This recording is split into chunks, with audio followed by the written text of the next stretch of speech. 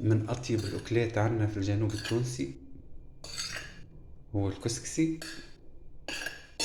شاهدوا معي بحليب الماعز. هذا حليب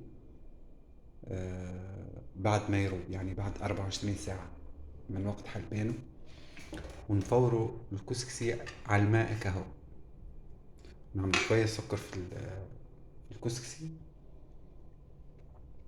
ونصبوا عليه الحليب الرايب هذاك.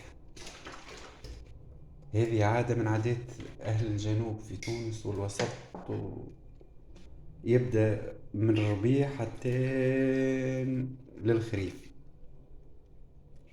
من أطيب الأكلات عندنا هذه.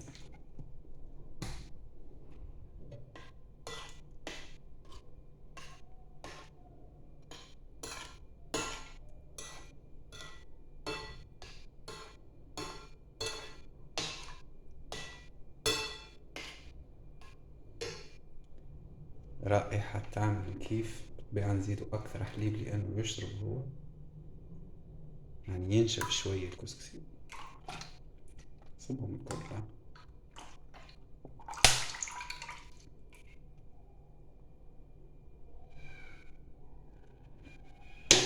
ومن أسهل الأكلات زاد، ومن صحية جدا، وخاصة كيف يبدأ الكسكسي متاع قمح ولا شعير ولا